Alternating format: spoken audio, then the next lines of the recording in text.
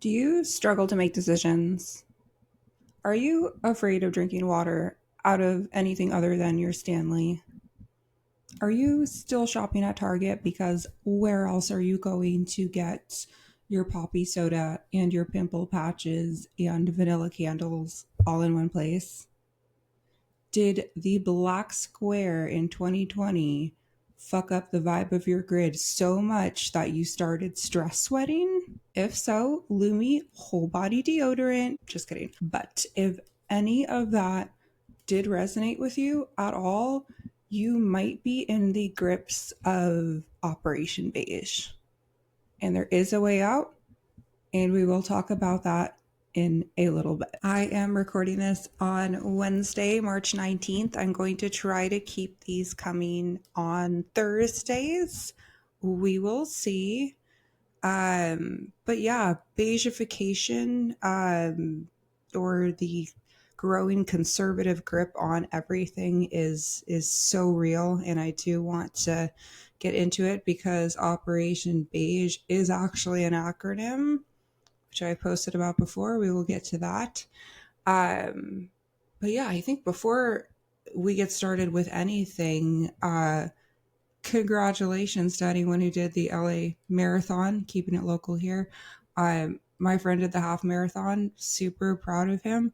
Uh, and yeah, I walked, not the marathon, but I like walked nearby, and I was tired on Sunday after doing that. So it's not for me, but the human spirit really compels you to do crazy things sometimes. Like back in the day, the human spirit compelled somebody to become bipedal, one of our ancestors.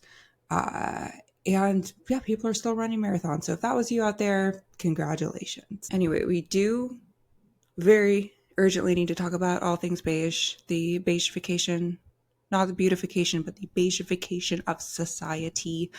But the hotter topic, I guess, right now, which is not hot at all, it is salad dressing, shelf stable, room temperature, lukewarm. That is the breaking news that New York City influencers are boring. So let's jump right into that. If you are not on TikTok, congratulations. You probably missed out on this unless you were on the subreddits associated with this, which I don't want to touch at all. But the main gist is that the girlies are fighting on TikTok over being called the B slur, uh, which is boring. You don't want to be called boring, but it happened, and I'm kind of concerned that we are just having this conversation now, like at large, about influencers being boring, because obviously we've been saying that for a long time, and there is a reason for that, right? I don't want to put all of the fault on the creators and influencers because, I mean, yes, they're boring, but brands actually have something to do with that too. Anyway, this all started with one creator specifically, not an influencer. Perhaps she is now, I don't know, after all this, but somebody with like in the single K followings, like 3,000 followers. She just starts really ripping into things like right away. She's like, and I hope I'm remembering this correctly, but her name was Martini Feeney, and she was like, I hate all of the New York City influencers. They're boring as fuck. They all look the same. They're all wearing the same shit. They are carbon copies of each other. And there is actually a pair of New York City influencers in this like group that are actually identical twins. So they're going to be carbon copies. But that's beyond what she means here. Like all the girlies are, blonde, blue-eyed transplants. I think most of them are not from New York, and they're all selling the same shit. They're all repped by the same people, and they're all serving up the same boring slop on your For You page. So understandable. There's not a lot of variety. There's not a lot of diversity of by most metrics. And TikTok does give you a platform to complain about anything, including what you're being served up on your For You page. But a little accountability is needed there too, because it is a For You page. So if you're seeing this very boring content, let's check in. But how this escalated was Martini Feeney, Miss Martini, she posted this. She didn't name any names. And it's been years at this point. I think if you're clued into who these influencers are, you might have your personal favorites and least favorites, the ones that you think are like particularly boring. So it was kind of up to interpretation, but there are some specifically that I think just post a lot that people their minds immediately went there, including the influencers themselves.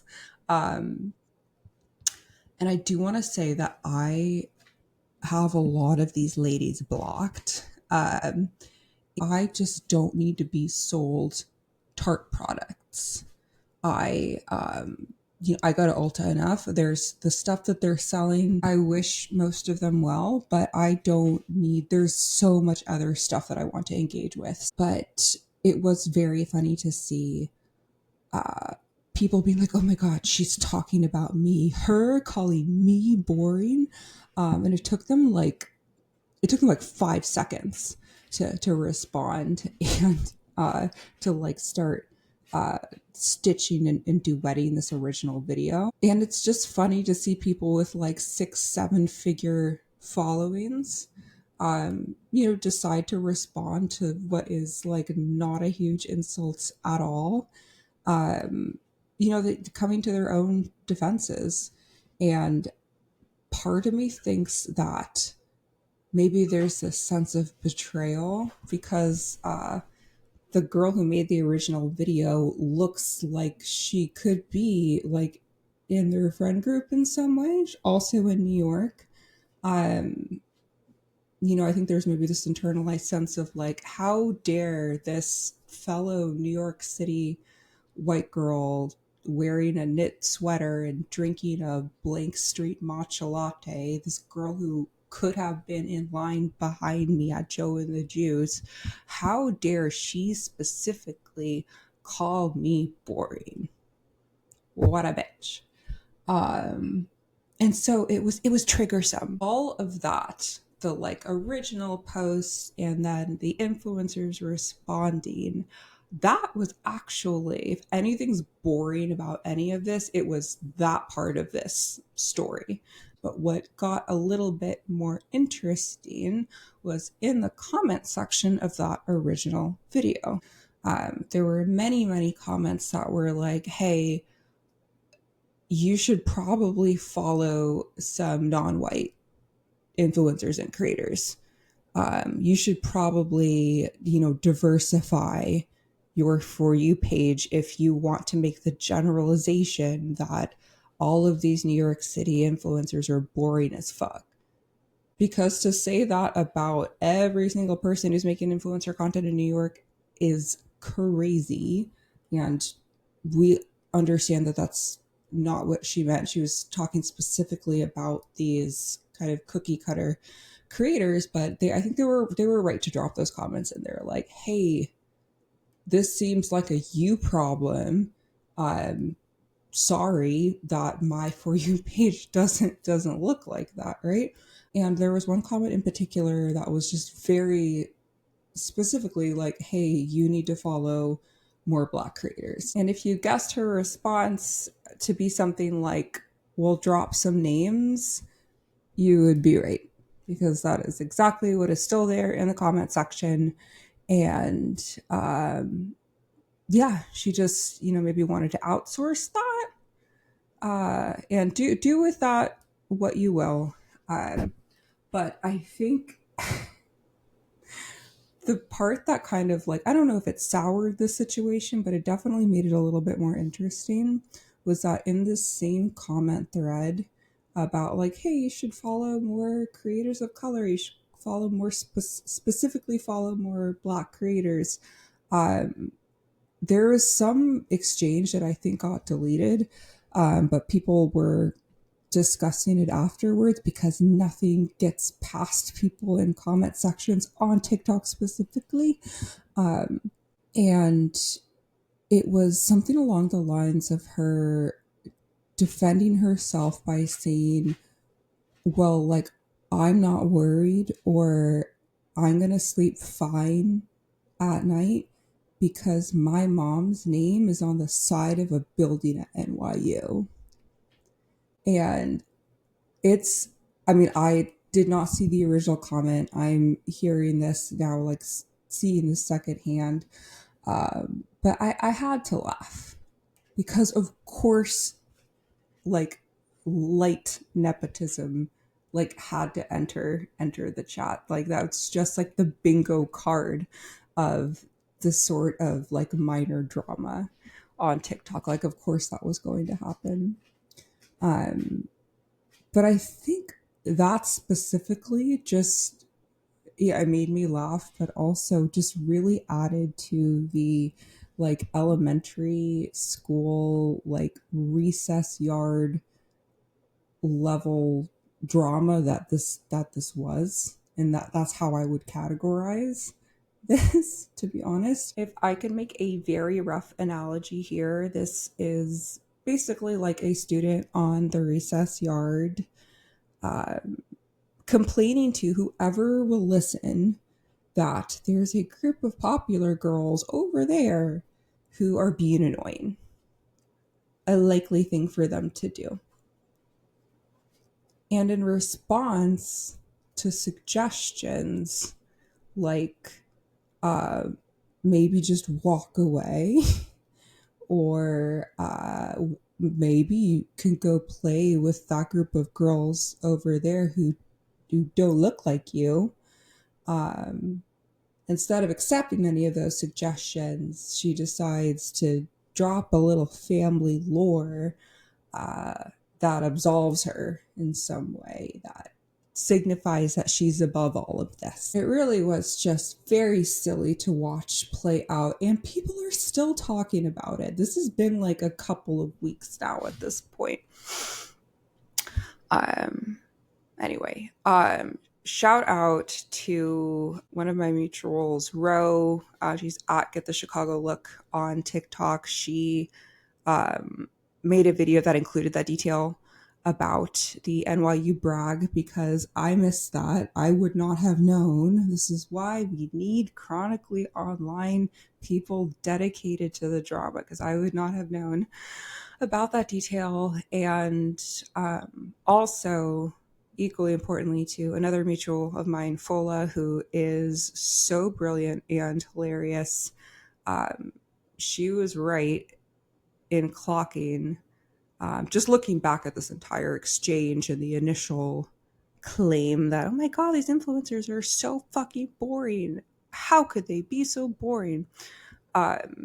She was right in clocking that these majority white influencers that you're finding to be such a drag, how dare they? This is absolutely on purpose. That is by design, for them to be predictable, for them to be brand safe.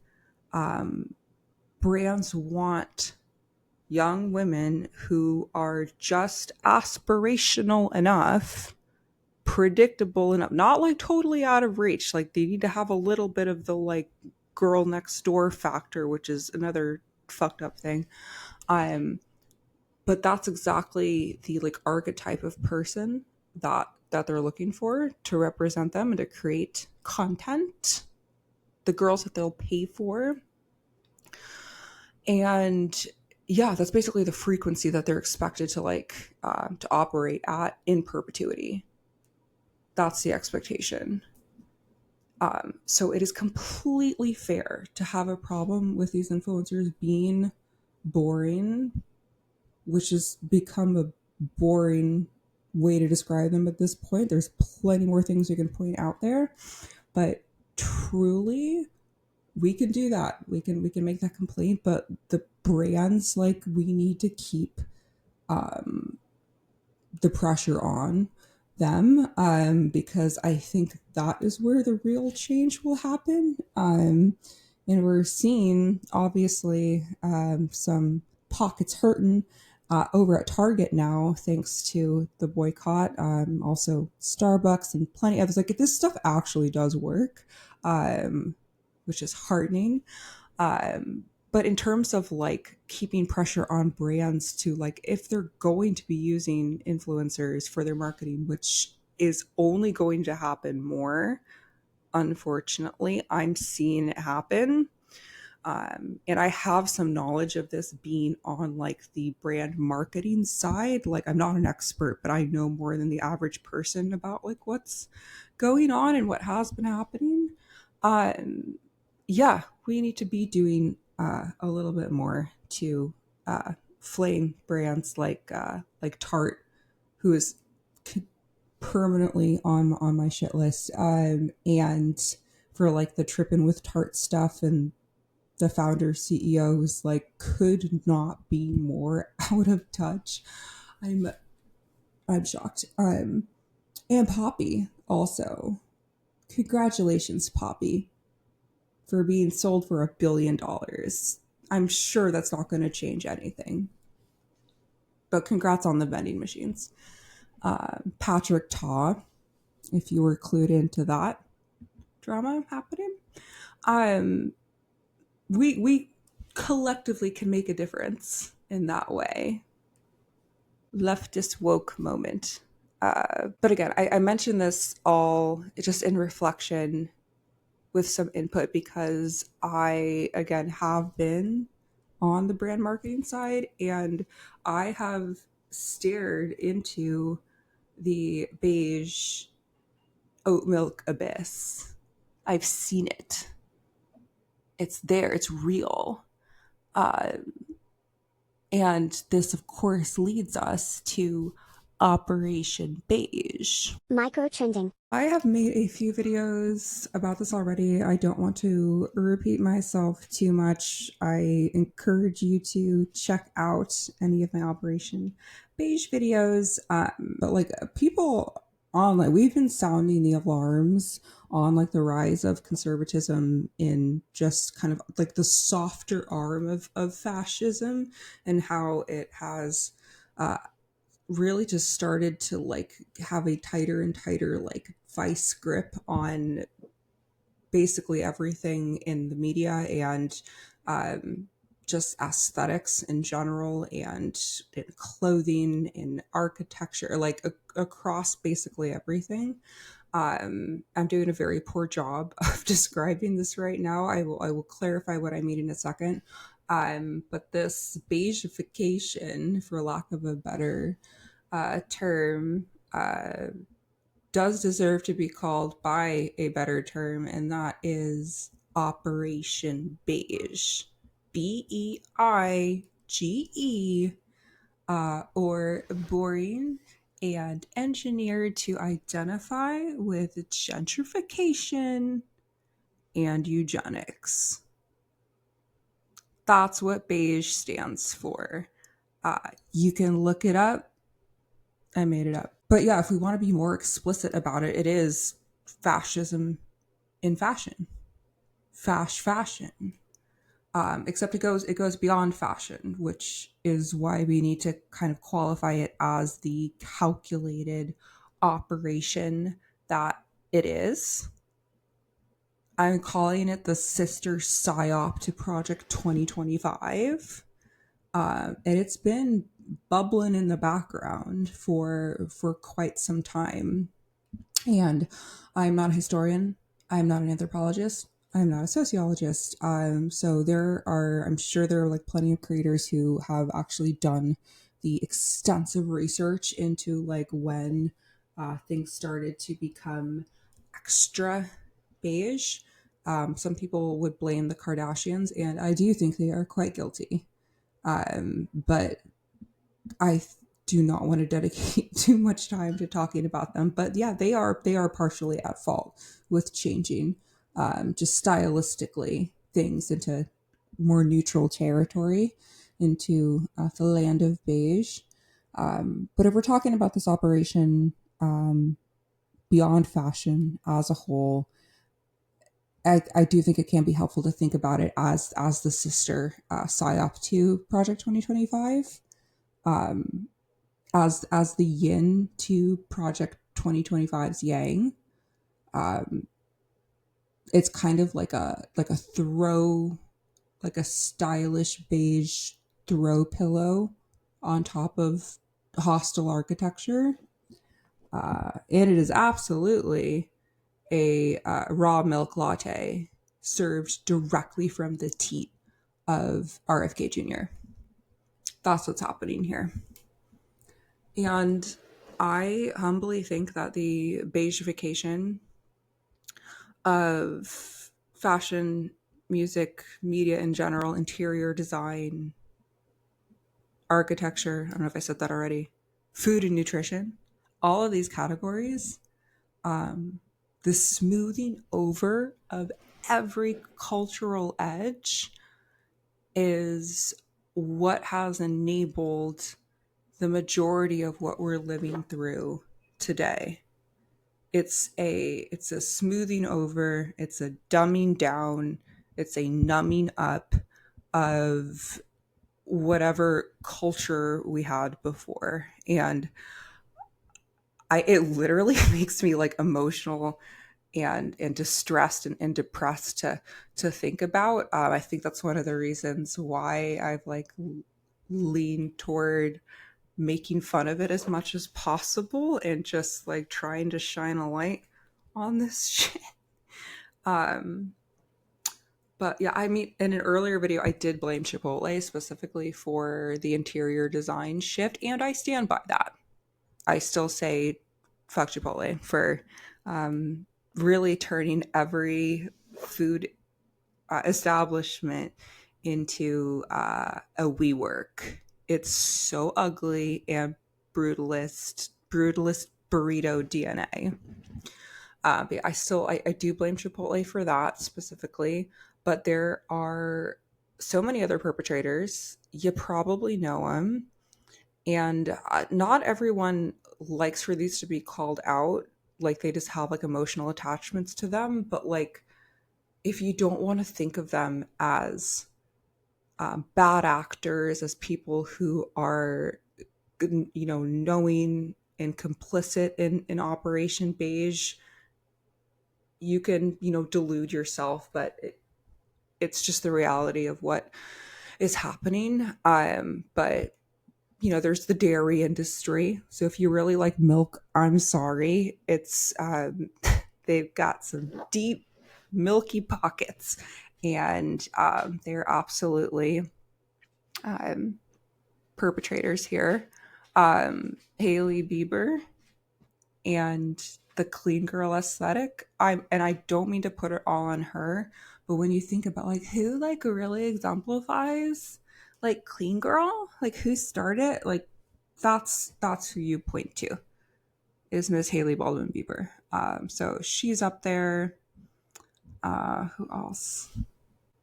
Chip and Joanna Gaines. If we want to take it back a little bit, the shiplap of it all, something to think about. HGTV. Taylor Swift, the corporation. I know people don't like Taylor Swift being called out, but I'm past that. I am standing on all of my opinions about at least the machine of Taylor Swift, the corporation. But that is absolutely at play here in Operation Beige. And bringing it back to fashion, the absolutely spayed and neutered rebrand of Abercrombie a few years ago. I mean, Aritzia's to blame there too. And like, I mean, Gap has like always been beige. I feel like I don't want to conflate like normcore with beige. But I think that Abercrombie, they really took all the sexiness out of Abercrombie, and it's truly unfortunate. And then more recently, of course, the Pretty Little Thing rebrand used to be super like going out, colorful, pink, sparkly. It's not that sparkly, but unicorns. I did actually walk past on Melrose in LA. They have a showroom for like creators, influencers to shop at Pretty Little Thing. And it's right there in the middle of everything. And the outside and the interior are still all, big flowers, pink giant unicorn statues. And then the clothes on the rack, you can tell that they're like getting rid of everything. There were like 4 or 5 things on the rack, and they were like dirt brown, beige, neutral, not a discernible color in sight. So they're doing a poor job of rebranding their showroom so far, but that one I know has been like really contentious because they have also seemingly just disposed of like black and brown style and body types and have just like shoved it basically to the clearance rack. They've treated those things as disposable, and that happens with brands all the time. And yeah, body types are not trends. I am not the first to say it, and I am not the last to say it, but all of these things are related. And people are catching on. I have seen so many videos, and I know it's partially because I'm interacting with them, right? It's my For You page, it's my For Me page. I'm liking them and I'm seeing them. People asking, where did all the color go? Why am I getting born again virgin vibes from everything all of a sudden? Why is everything like conservative Christian flavored? Why is the hottest spice on the rack cinnamon now for some reason? Where's the flavor? So I did, if you are following me on Instagram specifically, I did ask on my stories about which TV shows are beige and which are not beige. So I've been talking about fashion a little bit here and other things, but I am really curious to know just how it's impacting like other mediums as well. So I do want to check in with some of those and share my thoughts also. So I'm going to be on my phone here in just a minute to share those with you. Microtrending. Okay, I'm going to start with the earliest ones I received. And I think some of them have still come in since when I started recording this. So this is warming my heart. Thank you for responding. This first one, I actually already responded to this person because I thought this is super interesting, and I do actually agree, perhaps controversial. My question was which TV shows are beige and which are not beige, whatever that means to you. And this person said, I don't know, I think White Lotus is beige. Still gonna watch it, but like, and I agree. And I don't want to like, I don't care if I upset anyone about this. It is beige. And I don't necessarily think that's a bad thing. Because it does have a lot more depth than I think a similar show could have. Like there are layers, there are interwoven storylines, there's suspense, there's some surprising character development in all of the seasons, but at the same time, to me it feels like it's catering a tiny bit toward the Easter egg seeking, true crime loving populace. And by that I mean like a white woman of a certain age who is a Swiftie and also is like addicted to true crime in terms of like, oh, I need to find like theories. It's made for people who like think of spiraling as a hobby. And I think Mike White is insanely talented. Like, I enjoy White Lotus, but it is not, it's an easy watch. I don't really know how else to put it. It is, it's not like as challenging as people think it is. And so it is, and for that reason, it is beige. But you don't have to, I don't think it's something you have to feel bad about watching, you know? Okay, this next one, Bachelor slash Bachelorette, is beige. Traitors, not beige. First of all, agree. I have been watching Bachelor and Bachelorette. I've been part of Bachelor Nation. Not since it first aired. There are a lot of seasons that I have not seen. I was a little late to the game. I think I started watching at Ben Higgins' season, and there are also some seasons that were like very challenging to get through. Whatever that the COVID seasons, that was tough.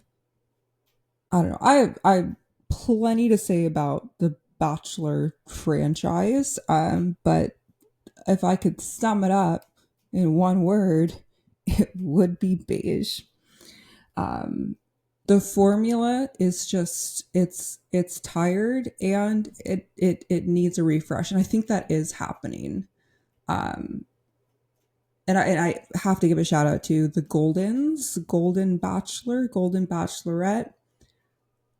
Doesn't get more beige than that, but they're at a certain age. I feel like you're allowed to be beige.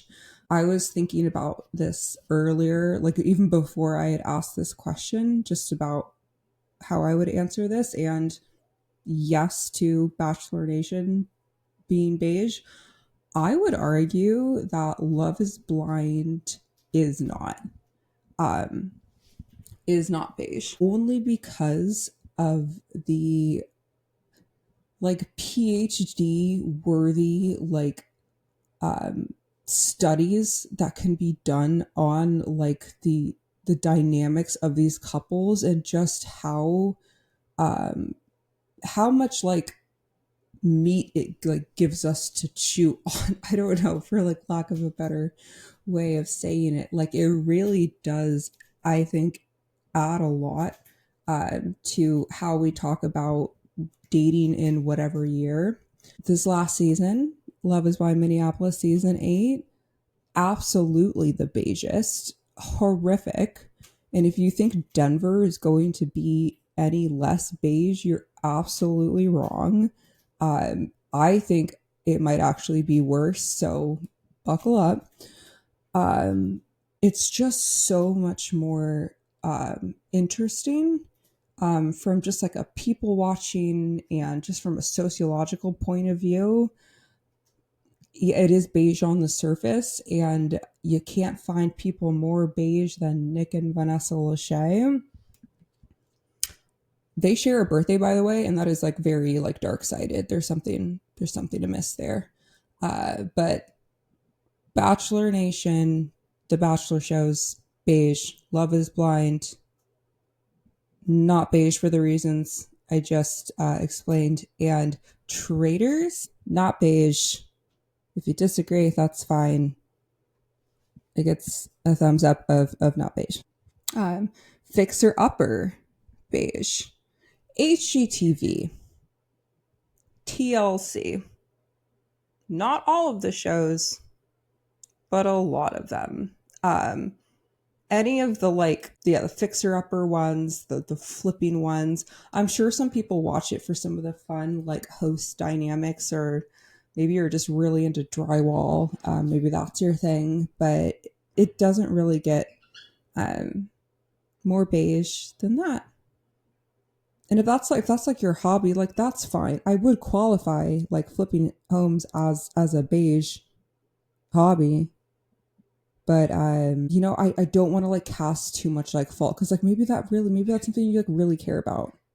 I would look into like paint inhalation and like lead levels in your blood and like in your brain. If that's like the only type of show that you like to watch. But the same could be said for me because I, of those cable channels, um, and like the stuff on there, I am a fan of, I would say this is semi beige, but House Hunters International. Uh, because it is beige. Let me be clear. But I don't want to say that it's fully beige because there are often very spicy family dynamics happening there. I don't remember where this one family like was and where they wanted to buy a home. But they had a budget of a certain amount and the dad wanted this like bachelor pad with like a balcony that his kids would have easily fallen off. And the mom was like, well, I want to like live by the beach and like have a yard. And this man was clearly trying to like escape his family. Um, anyway, there's always some like spicy drama on House Hunters International specifically. My Strange Addiction, is that TLC? It's like one of those channels. Not beige. Even the person who is like addicted to eating drywall, not beige. I could not look away. The episode where the woman was like in a lustful relationship with like a carnival ride, the least beige. There was like a couple that was like addicted to coffee enemas. I don't need to see it again. Not beige at all, although it is on a beige network. So, in terms of like HGTV and TLC and like those types of shows for weddings, ostensibly beige, perhaps the best show out of anything on those networks. They need to bring that back for weddings. I could go on for an hour about that show. Um, anyway, back to the answer. The answer was Fixer Upper. I agree. Bachelor, Bachelorette are beige. Ding, ding, ding. Beige, This Is Us. Not beige, the original Columbo. So I have not seen that. The latter. This Is Us. Again, I've only seen like bits of episodes. I feel like I was roughly following along with what was going on. Very character driven. I know people loved that show.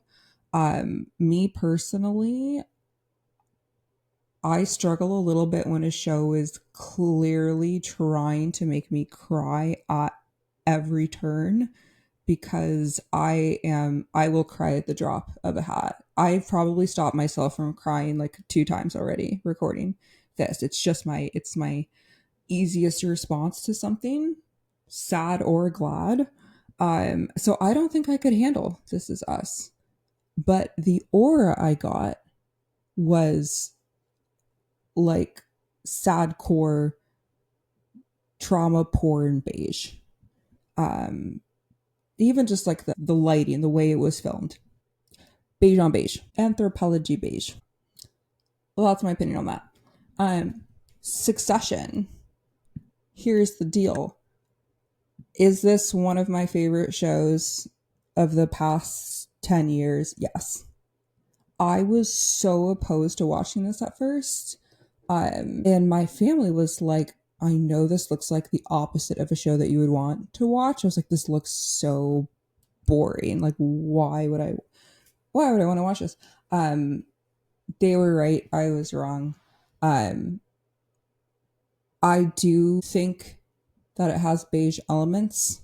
I think just like the overall aura is, but because I love it so much, um, because of the characters and because of the writing, it I don't know if I can fully agree that this is beige.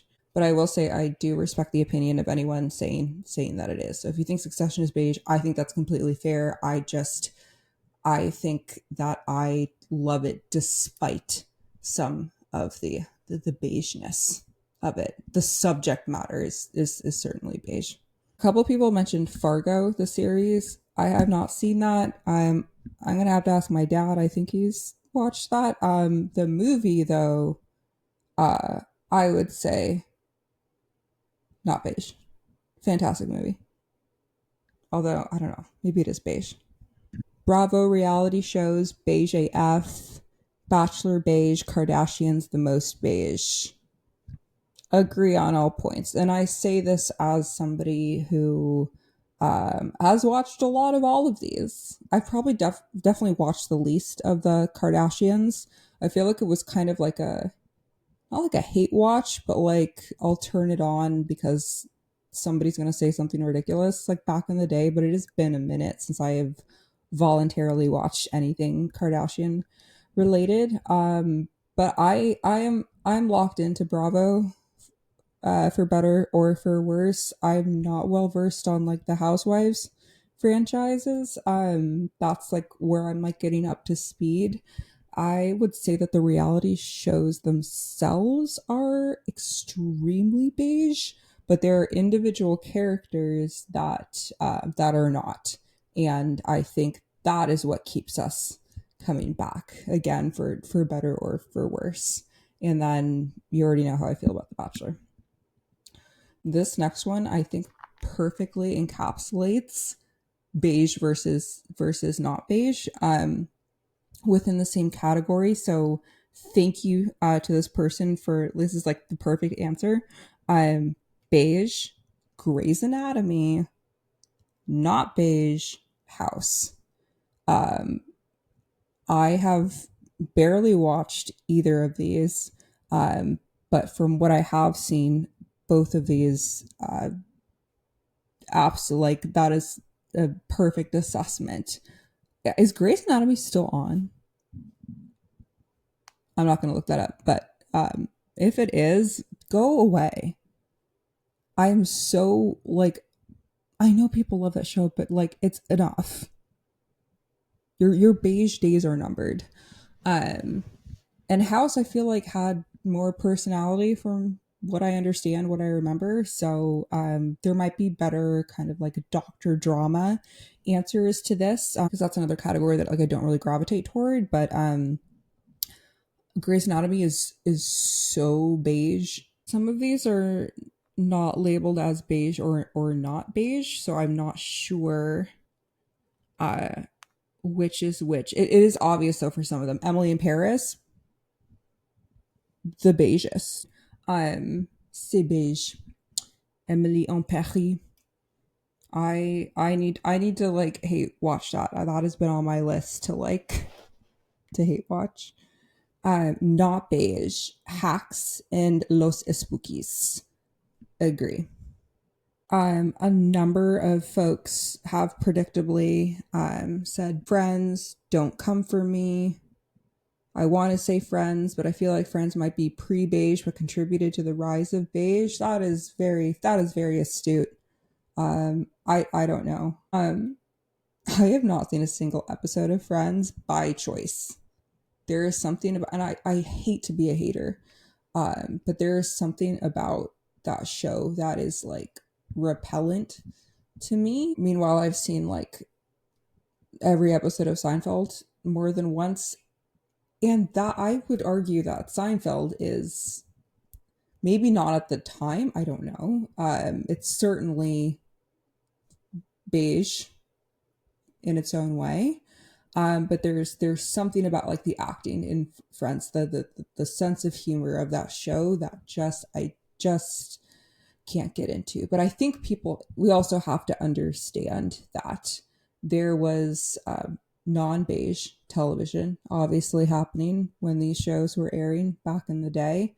But I feel like the 90s were kind of beige. least beiger than the 80s comparatively. And I'm saying this like I know, but that's my assessment. So Friends, still beige to this day, but also a product of the beiger times, perhaps.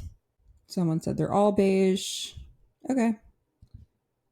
Olive Bravo, Olive TLC. I've already kind of like touched on those. Someone said fucking Ted Lasso, very beige. I'm not going to touch that one. I'm also not going to disagree, but I feel like people have a very like emotional attachment to Ted Lasso. I feel it's pretty polarizing. You either love it or you hate it, but let's call a beige spade there. This is so interesting. These are throwbacks. Everybody Loves Raymond, beige. King of Queens, not beige. George Lopez, not beige. I don't know enough about each of those shows to make an assessment. I probably shouldn't have asked this question because the shows that I do know about, I know a lot about, and those that were either like back in the day or there are some popular shows that I'm just not up to speed with. I can't really answer on, but out of all of these, I would agree. George Lopez, not beige. He is problematic. Let me just say that as an individual, George Lopez. But my pet bird Maui, who you might see in the back there, when I first got him, I put together a playlist for him, and the first song on the playlist that remains there to this day is Lowrider. Right? Also, the theme song for the George Lopez show. So wherever I've lived with him, him listening to that song, him whistling that song, I have always felt like self-conscious a little bit that anyone thinks that I'm just watching the George Lopez show over and over. Because it's not a song you just hear all the time, but it became synonymous with the George Lopez show. So for that reason alone, for Maui's sake, not beige. Yeah, let me see if there's any more. Well, I've answered the ones that I feel like I can answer. There's some great. This is actually for me is kind of a short list of things that I need to either revisit or watch for the first time. So thanks for answering, and I hope this helps guide your beige or non-beige TV viewing. Anyway, I have seen some comments on the videos that I posted about Operation Beige, about beigeness in general, asking how can I escape?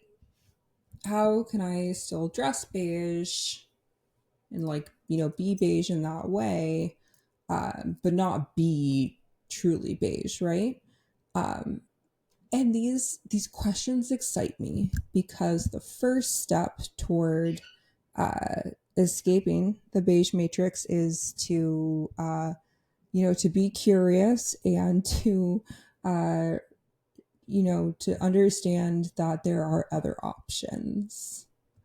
And I do feel like the biggest thing you can do if you start to feel Operation Beige tickling you into temptation with its little Pilates toes is to simply start thinking for yourself. It's the same advice that I would give to that girl who hates all the New York City influencers, right? Congratulations. There are other options available to you. You have the option of building your own For You page brick by brick with content that speaks to you. So finding stuff that speaks to you specifically, but maybe you're not used to listening in that way, right? A lot of you, and this is no shade, have been drinking watery matcha and using road lip balms because you have been told to do so. You have to ask yourself where these like desires coming from, right? And not to bring it back to Hailey Bieber, but Hailey Bieber is a lot of y'all's sleep paralysis demon or succubus or whatever they're called. And she has had a gun to your head, a gun that she perhaps stole from Selena Gomez, but it's there and she has been forcing your hand. No offense. You have to realize that none of this is real.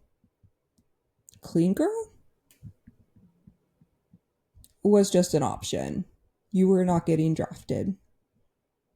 So we have to wake up from that sleep paralysis first, and then maybe we can start taking baby steps toward thinking for yourself. I believe in you. I believe in us. There is a comedian, Charlie Barty, who had a tweet that has been making the rounds recently, as a recent tweet. And it was like, time to get dressed. First things first, who am I and what do I look like? I think I got that exactly. What a question. A question that could not have come at a better time. I know that's resonating with a lot of people so hard right now. Who am I and what do I look like? And it's because so many young women, people of all genders, not to be like too specific, they can't answer this question without help. And this is nothing about personality disorders or body dysmorphia, but shout out to those things too. Independent of those things, plenty of people cannot answer, who am I and what do I look like? And what's really going on, not for everyone, but for a lot of folks, is that they need someone to help them answer that question. They need a predictable beige influencer to tell them what to wear, where to go for coffee or matcha, whether you should be drinking coffee or matcha, which one is in, which one is out, what hobbies to pick up, and how to optimize their skincare routine. I don't know. Every step of your day, you need someone with a $200 manicure to hold your hand and to walk you through the steps. And that is exactly what makes Operation Beige so insidious, because it is preying on the malleability of young, self-conscious, and specifically online individuals, because that's where a lot of this is happening. It's really, if you take a step back, it is kind of giving something religious. It's a little mega churchy when you think about it, like the cult of influencers, and the cult of Operation Beige.